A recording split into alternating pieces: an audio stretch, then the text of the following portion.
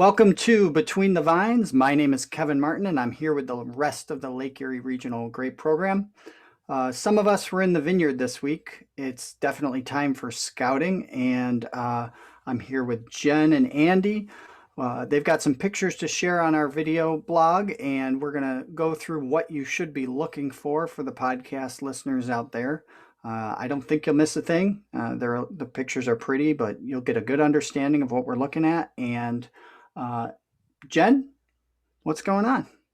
Yeah, hi everybody. I'm Jennifer Phillips Russo, the Viticulture Extension Specialist with the Lake Erie Regional Grape Program. I am part of the Cornell contingency, and Kevin and Andy are the Penn State contingency.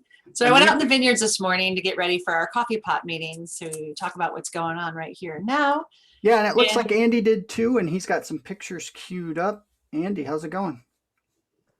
Okay, I don't know if Jen wanted to start sharing her screen first. No, you can go first, Andy. I was just going to say, it looks like things are progressing quickly. We already have some shoots over 15 inches. What have you found out there?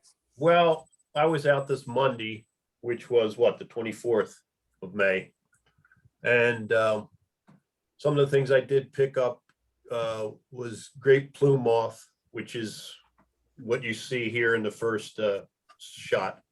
And, you know, they generally are not a problem, but just in case growers would see this, and they're generally along border rows, and that's where I picked this up. Again, it says a 3 to 5 inch stage. That's maybe when you start looking for them. So you're just looking for that like webbing along the along the leaves. That's what you look for. You look for usually at the terminal end of the shoot. They'll web those leaves together, and they'll form like a little tent, and then the larva inside will feed on the leaves inside that tent. And once in a while, they'll also fold in some grape clusters, but it's usually not a problem. Greg Loeb from Cornell did some research on this. And generally it's, if you can see more than, you know, when you're scouting like 20 of these tents, more than 20 of these tents, then, you know, he said he found some statistical differences to where it might affect yield. But I really have not found any numbers anywhere near that you would have to spray for this. And the thing is, you'd have to. I'm sorry to interrupt you, but when you say 20 of these tents, you're talking about how large of an area that you've seen 20? What did he say before? Let me see if 20 of these, and you'll probably be seeing this now. No. Huh? No? No, we can't see that. Your grape plume. Because I don't want you to see this anyway. It's secret, top secret information. Yeah, what did he say in the 20 shoots? I'll be with you in a second on that. In the meantime, I feel like we should. what else did I find out there? Okay, let me see. Crop updates, scouting information. I'll have to come back to that. Sure. I can tell you that go ahead. But you're really not seeing it in anywhere near numbers that seem significant to you. You just no, and I never have. I think they might have had some more problems with that up in the Finger Lakes. Okay. And when Greg did that, so I've never recommended or heard from growers that there is actually that much problem with grape plume moth where you actually had to spray. And the thing is, you have to spray probably before the 10-inch stage, because once they tent those leaves up, you really can't get the spray in there. I was going to say, I mean, I'm assuming the economic damage is from the tenting that damages the cluster anyway. Right. So the damage isn't occurring after that 10-inch stage. Is that true? Or they'll continue to feed, you know, in those leaves and leaf tips, but, you know, they generally don't even do that much leaf damage. So I consider these just a minor pest, but like I said, Greg has found where you have high levels of these plume moth that you might want to spray. Okay. So, and the only reason I bring it up was this is actually what I finally started to see some insects this week when I was in the vineyard. The other thing that I would put up here is, let me go to this one. And can you see that? Yeah, we see some Yeah. banded grape bug. Okay. And again, that's what we're finally starting to see. Also, I did not expected to see them, but I did not see these this week. And again, crop loss at the levels are greater than 1 nymph per 10 shoots. And again, Greg Loeb did research on this, and this is what he found, that if it's greater than 1 nymph per 10 shoots, then you can actually get some crop loss.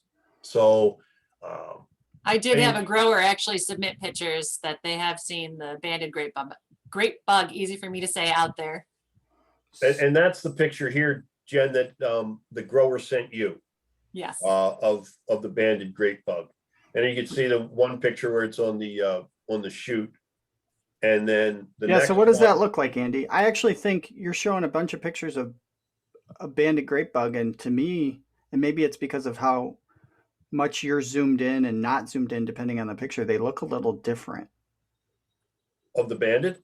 Yeah, like if you go back to the other picture, it looks almost like a green oval. Okay. If I go back, the top picture, which Yep. isn't as clear, is a banded grape bug in a cluster. Okay, this is a banded grape bug. This one here is the other insect that occurs about the same time, but that's the Ligochorus Okay. inconspicuous. Okay. Yep. This is a little bit smaller. The banded grape bug has, again, it's a nymphal stage. You have on the legs and on the antennae brown and white bands. Yep. Okay, so they're two of the insects that are very similar. They look different, but as far as feeding, the nymphs, they'll feed on the flower clusters. And, by the time you get right before bloom, usually they'll start to turn to the adult stage. And the adult stage, they're actually predaceous and they no longer will feed on that. So Now, it's in this really nymph- on. Yeah, in this nymph stage, when they're feeding on flowers, it seems like the economic harm comes fairly quickly. Yes, yes. And again, it's sporadic from year to year and might not even occur in the entire vineyard. So again, you really have to scout to see whether you have to spray or not. And again, a lot of times it's towards the wooded edge, border rows and stuff that you see it more often. And Andy, just curious, well, because in my experience going out and trying to scout for these fellas, they like hide. Like then when I come around, they go running around the other side of the cluster and it's really hard to find them. So really you have to look for that damage to the cluster. Right, right. They are difficult to see. And even when they are on the cluster or the shoot tips, they're really difficult to see. So, I know one way you can maybe have a white sheet of paper or something with you and tap the clusters and, they'll fall out. And then you can see, if they're actually there. Or I guess the other suggestion was that you tap the cluster into a little jar of water with some soap in it. Okay, just so that breaks the surface tension and then they'll fall to the bottom and you can tell. But I just find that, just having a white piece of paper, tapping the cluster and going through and doing it that way, you can tell whether they're there or not. But again, I didn't find any, but Jen, this grower sent you this. I expected to find him at this time, but did not. So again, it's going to depend on the vineyard. Yeah, I didn't find any in the ones I was in this morning either.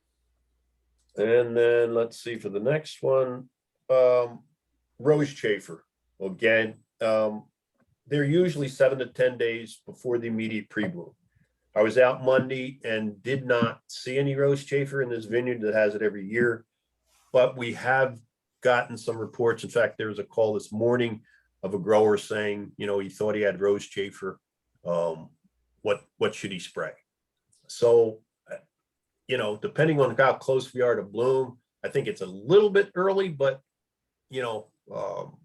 again, bloom wise, Jen and Kevin, what has Terry predicted for Concord bloom this year? So we're looking at the 8th, and that's based on the lake model, but um, air growing degree days and updating that lake model based on current lake temperatures don't necessarily indicate anything differently. The only thing I would say is we had some really warm weather last week, so there's some of the earlier bio indicators look like that could be off a little bit, and that makes sense. That's what happens when you get a bunch of warm weather for a week. So we do have some cooler weather in the forecast, so it could be right on. Um, it's not unusual for that model to predict bloom, to be off by 4 or 5 days. That's not unusual. It's not exact. It's based on lake temperature. So we are about 10 days before bloom if bloom happens a little bit earlier than the model predicts. Um, if if the model's off in the other direction, it's going to be a few more days till we see rose chafer. So I would say it's certainly time to start scouting for sure. And I saw some locust trees in full bloom, and they're a bio indicator of about 10 days before bloom. So Yeah, and it's like a lot of those early bio indicators, it's 6 to 15 days. So yes. when we really get into this and growers want to know, down to the exact day it's going to bloom, it is a little tricky. We're definitely getting close. Yeah, I agree. In fact, like you said, we're in the ballpark. So if they're not out now, they should be out within, probably within the next, definitely within the next week, they would be out. So Right, for we sure in should the start next 7 scouting. days. Absolutely. And again, I find these easier to find. I mean, they're a larger beetle. They have more of like a tannish color. They're not Right. hiding on me. Right. And usually they're in, enough numbers I was going to say, that they're easy to spot. And, if you're just out there looking at the clusters anyway, flower clusters, you'll see them on there. so if the economic threshold is 2 beetles per vine, I mean, do you ever see 1 beetle per vine? Or do you No, see 20? when I see them, like I said, it's not like you have to go 200. count so many vines. No, you say, wow, I got to put a spray on. And so you're suggesting 7 Danitol in a sale? Yeah, that's what we have in the guide that will take care of those that are registered. I was going to say, yeah. And again, if you see these, if you have a problem, usually they're in sandier type soils. So along Route 5 and maybe midway to Route 20, or not even that far, is usually where we see them in Pennsylvania. And I even know growers in New York. When we've been at coffee pots, they've got sandy knolls, and they'll say, hey, yeah, I've got, problems there. So again, it's not like a region-wide spread like beetle, like Japanese beetle. They're, more or less confined to certain situations, sandier soils, things like that. But if you have them, they emerge enough that they can really cause, economic injury. So if you should be scouting a couple times a week during this period, till probably maybe 7 to 10 days after bloom. So look out for those guys. What else was I seeing here? That's just a little bit closer up of what these look like. And then Jen, you mentioned you saw some Phomopsis. I did see some leaf Phomopsis and some Concord vineyards that I was in this morning. Yes. And that's the first that I've picked up this week. They just started to show the lesions. And again, the one shot is a little blurry. I apologize for that, but sort of just a close up to show that these lesions are sort of darker, pinpoint darker area, and then it's surrounded by yellow halo. And that's just an indicator that, these leaves, symptoms of infection by Phomopsis. And again, you don't have to worry about the leaf infections, but what I look at with leaf infections, it's sort of an indicator of how bad, you may have cane lesions and things like that. Because if you're finding a lot of this, then again, it's a good indicator that, you better be checking your last year's canes and look at this year's shoots to see if you have Phomopsis infection there. And then finally, I don't want to keep monopolizing this and talking away, but the only other thing that I wanted to mention is growers in our area that have problems with honeyvine milkweed. I did see that started to anywhere from just starting to emerge to as much as 9-inch growth already. So what you want to make sure you do is, don't let that get up in the trellis. So, you'd like to, one of the things I encourage growers to do is get out there, look for that, map it so that you can go back to those locations. And that's where, Jen, we were talking about earlier on in the coffee pot meeting about the app, if you want to touch on that. Absolutely. Excuse me. So part of the Efficient Vineyard project, the SCRI project that Dr. Terry Bates was doing with a bunch of different colleagues, actually internationally, developed the MyEV tool. I'm going to share my screen and just kind of walk you through it. So I know I'm going to stop sharing mine then. Kevin will say, you can't really see it on a podcast, but at least if you go to efficientvineyard.com, you'll see this MyEV tool at the top. You do need to set up a farm first. It's free, it's open source. But then once you set up a farm, you can basically set up what we call data collectors. And there are tons of tutorials, not tons, but plenty of tutorials on this web page that can help you do all of that.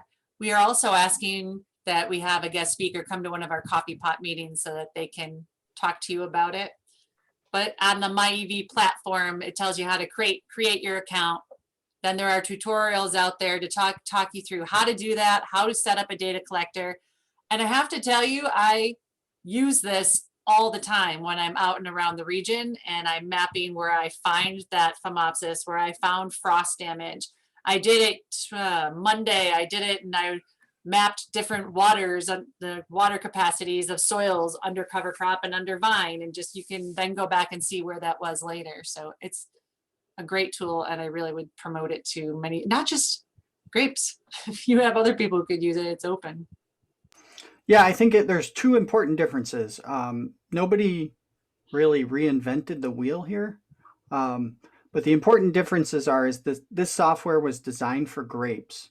So it doesn't say things like bushels or, a lot of this software for ease of use is set up with default things like bushels or names of insects that are specific to their crops, and then grapes and other specialty crops are often forgotten. So not only was this designed for grapes, I think those of us in the grape industry that have tried to deal with software before sort of have a chip on our shoulder. So when you're gathering data as a layer, you get to name that layer, which means you can gather whatever data you want. And, if you have a secondary insect, you don't have to wait for, an extension team with a software person to roll out an update. You just name the secondary insect and it's ready to go. The other thing is, of course, I think which is important and is a function of us not reinventing the wheel and being sort of late to the GPS game, is technology has come a long way. So with some grant funding, it can be done for free. Nobody could have done this for free 20 years ago. It would have been impossible. So that's all good stuff that makes this worth using. You want to go use something else, you're more than welcome to. It probably won't be designed for grapes. If it is designed for grapes, it's probably not going to be free. Really what we're trying to do is not necessarily promote this as the best tool, but we really think for growers in our industry that it's the best tool to get started. This is not going to run your harvester and create, prescription maps that you can use with your Raven or your John Deere. You are going to need to spend money to do those things, but this will allow you to gather data for 1 year, 2 years, 10 years until you decide you want to make those investments. And those investments don't pay unless you have data to support that decision making. So, you can do it at the same time, or you can gather that data before you make those investments. And that's the option that this gives you. Right. And because it is GPS, like you said, and you collect data points. You then can go home or on your screen of your phone, but go home on your computer and make management decisions from your computer because you can actually visualize that. And Andy, what you were talking about in regards to the honey vine milkweed, Yeah, you go out and you do it now, then you'll know for any pre-emergence where you really need to apply later because you've gone out and you've collected that data of where it is. Right. And while you can't make a prescription map that is going to control a machine, you can export this data. So when you make a decision based on data, um, you can, so if you gather data for 10 years, this data is not going to be locked in my EV. It can be exported to whatever software you decide to purchase, and hardware. So did we cover all of our secondary insect pests? the only thing I do want to mention You have one again more? is Greg, like I said, Greg did the research and he mentions this again in his this spring when he went over the insects. It's in our crop update, I think, or newsletter. I'm sorry. In the newsletter, his most recent insect management for the spring. And he mentioned with plume moth that when he did the research, it was for Niagara grapes, and they were unable to detect a statistical difference on vines with 20% infested shoots compared to the control. Oh. But they did find yield losses when the number of shoots were greater than 20%. So he doesn't say, per acre, so 20% of shoots. 20% of shoots, right? And Well, that's a heck of a lot of shoots. Now, I would have to imagine, yeah, something that infested, there's no point in looking at it per acre because it probably doesn't hit an entire block. Right. You're looking at spraying a specific area. And it's generally border rows, Right. along there. So, and again, I think maybe possibly the Finger Lakes region might have had, problems with this. And again, some of those grapes are higher value per, dollar. So maybe, I don't know, maybe they got into, when he did this research, they were having problems during that time. I was going to say it's interesting it would be interesting to see how much you care. So if you don't even see a statistical difference until 20 shoots, that's not necessarily an economic threshold. At 21, you're finally starting to see a yield loss. It doesn't necessarily mean that it justifies a special application of insecticide, because that's what it is. It's special. We don't spray insecticides then. And I've never seen those levels of infestation. And the other thing is really, you would have to have clusters, flower clusters also folded in to that, where they'd feed on that for the real economic injury levels to occur. And, it doesn't always happen. In fact, most of the time, clusters aren't involved in that. It's just the shoot tips and those tip leaves that are, in that tent. So really, it is a minor insect, and I guess shouldn't have spent that much time on it, but we get calls from growers and saying, hey, what is this? I'm starting to see this. And I was out, and this is the time of year in these vineyards that you see it. So that's enough on that. Yeah, but I think, Andy, I give it up to you because, I think people who go out and scout just find things. And even if they went to a meeting 4 years ago where you mentioned this, because it's something of little or least concern, you forget about it. And we certainly don't want people applying insecticides when they don't need to for a variety of reasons, whether it's the environment or their pocketbook. But yeah, I think sometimes it's really hard to forget about grape berry moth. It's in your face. Yeah. Not to say we don't need to keep talking about grape berry moth, but nobody should be forgetting about grape berry moth. And you can go out and do some scouting and not find any of this stuff and go ahead and forget about it for a couple of years. And when you go to scout again and you find one, well, I think that's a good point that you brought up, Kevin, that, a lot of guys will find insects, and just because they find them, again, doesn't mean that, you have to go out and spray for them. So it is important that, growers know what they're looking for, know what they're, how to identify it, and then Know the related threshold. to, okay, they're out there, they're feeding a little bit. What are they feeding on? Is it clusters or leaves? You can take a lot more injury on leaves than you can on, a direct feeder like berry moth. And, a lot of these pests, again, are also, like you said, not the whole block. It might be a spot spray. And so those are all types of things to take into consideration when you're talking about IPM and should I spray, shouldn't I spray? And from your expertise, from the economic end, because you always remind us about the economics of this, Kevin. And, Thank you. and we look at, there's this many. And so, I mean, you have to look at all of those factors before you just put a spray on. Well, and Talking one of the things that does tend to happen with some of these minor pests is that the inexpensive insecticides that you have a tradition of using, say on like leafhopper, you may not necessarily have access to the wide variety of choice because they forget to put it on the label. Not necessarily that it does or doesn't kill the thing. We just don't know because nobody tested it. And so now well, yeah, seven's labeled for everything because it's, I don't know, 60 years old at this point or whatever, however long seven's been around.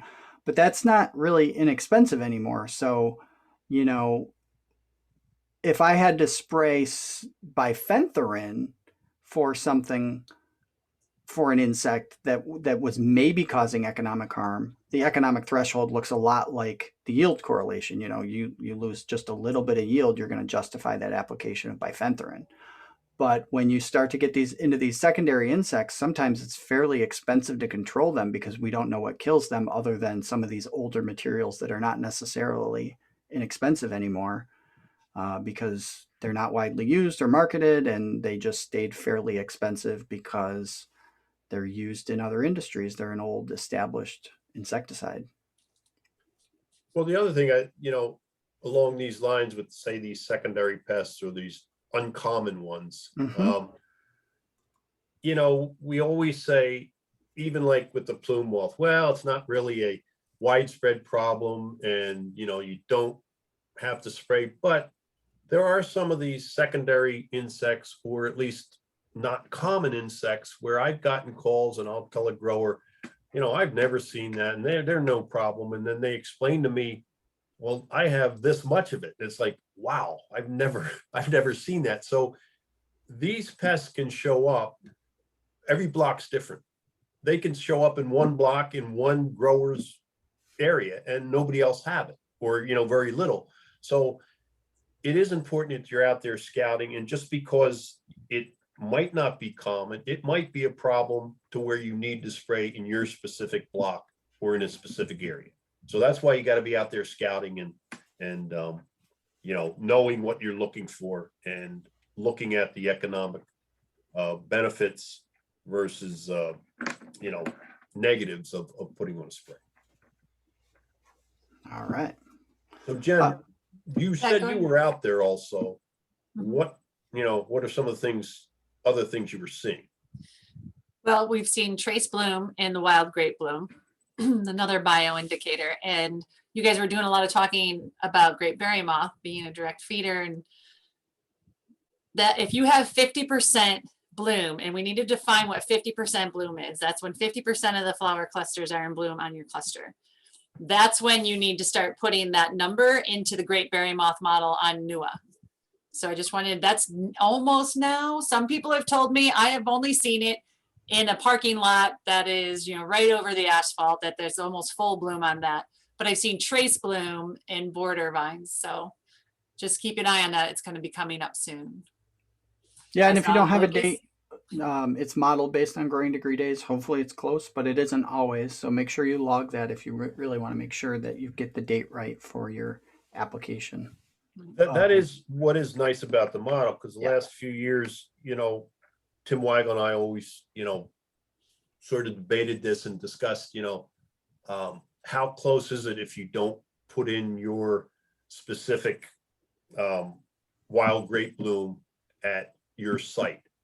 And the date is pretty good. And like you said, it will depend, maybe on some years, it might not be as close, but if you don't know it, it is pretty good, the estimated date that the model has. So don't feel that, if you missed it or whatever, that, you messed up, because it is fairly close, but Yeah, try and, I think what happens in most years, and this is just my theory, but if it's hot at the end of May and everything moves quickly, then it's a good date. If things cool down and there's a small error that gets exacerbated among a lot of days, even though the error is only a few growing degree days, that's when things are more spread out and maybe a larger error. But it's really hard to even tell because we've had a lot of years where I think we can confidently say it's only off by a couple days at most. But if we come back and somebody says, I saw wild grape bloom on this day and the model says it's 7 days later, I think we've definitely seen that a couple times. But it's hard to tell whether the model's wrong or whether that actually maybe wasn't the right wild grapes. So it's not a perfect system either way. So you really got to make sure it's not a Concord because that happens sometimes. yeah, Make yep, sure I've it's wild seen grape. that.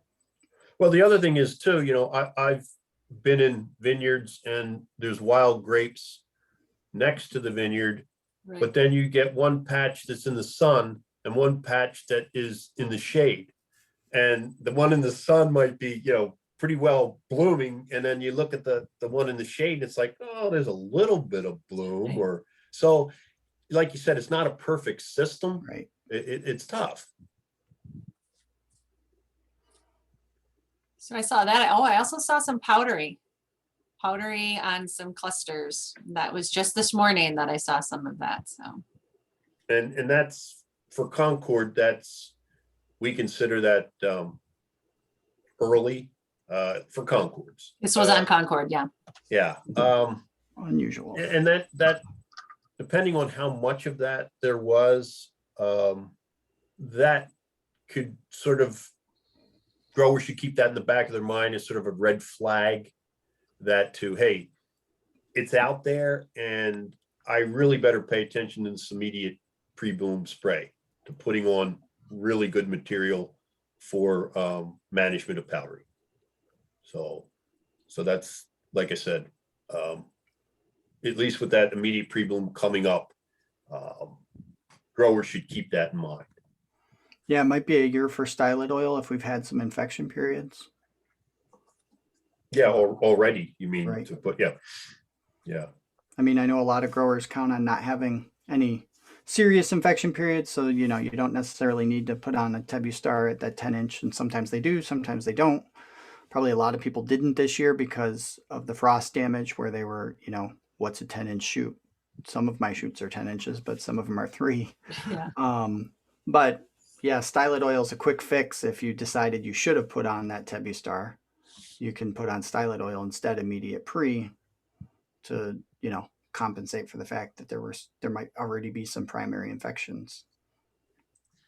But again, if you're talking just the immediate pre, growers have to be careful about not just using stylet specifically Yeah. to manage. In addition Yeah, to right. your, so stylet's, is stylet the only eradicant we really have? I mean, there's a little bit of back action here and there, but it's the one that our growers use. Yeah. We can't do the, Right. But Common you're one. absolutely going to need, your second best protectant too, Quintec, Vivando, Endura, Gatton. but again, we're mostly talking Concord, but if guys have Niagara, or especially if they have vinifera or hybrids, French hybrids, interspecific hybrids, they should already have a few fungicide applications on for powdery mildew. Really, historically, we don't worry about it too much until the immediate pre-bloom. But for other varieties, especially out of vinifera and susceptible hybrids, you got to start a lot earlier with your powdery mildew management. 3 inch. 3 to 5 inch state. What's that? I said 3 inch, and then you said 3 to 5 Yeah. inch. Yeah, and vinifera. Mhm. Yeah, definitely in the vinifera.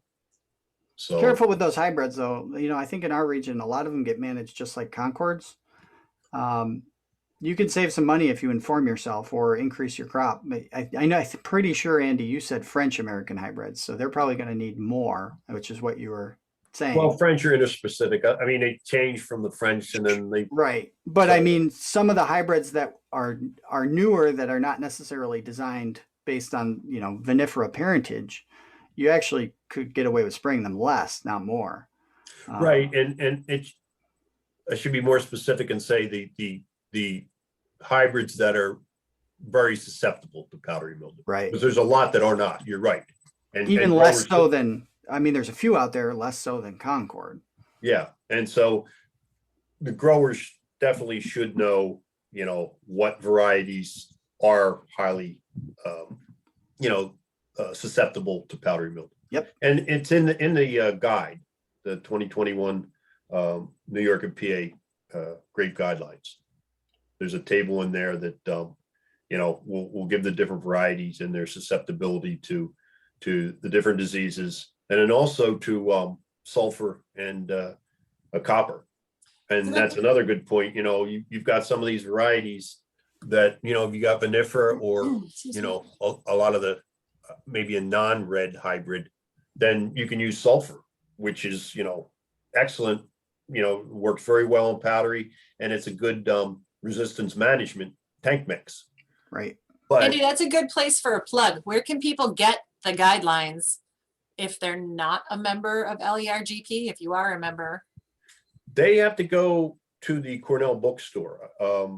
I don't have that website right up. I could find it, but they could search it, but the Cornell bookstore. just whatever your search engine is, go to Cornell bookstore or Cornell pest management guidelines, and then you go to that site and it'll have all the guidelines that Cornell has on the different crops, and they can just click on that and order the guide. Thank you. So probably we'll get to do this one more time before we start to see trace bloom. I don't have a crystal ball, so I guess I won't guarantee it, but we'll be back next week, more than likely on Wednesday, schedule permitting, and then we'll get this posted on Thursday.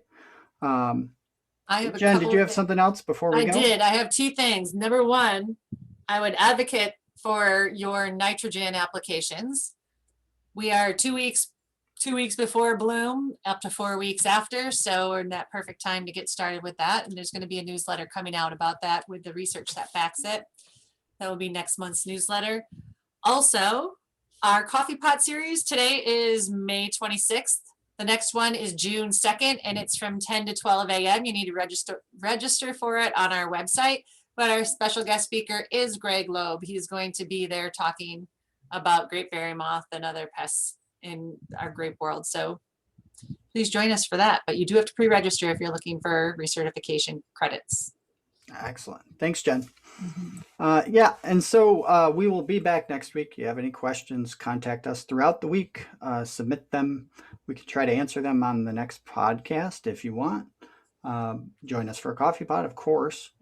Thank you again for joining us. Hope you learned something. It's always great to be here. I like to be here with the team and learn something from them. Thanks a lot. Take care, everybody. Thank you.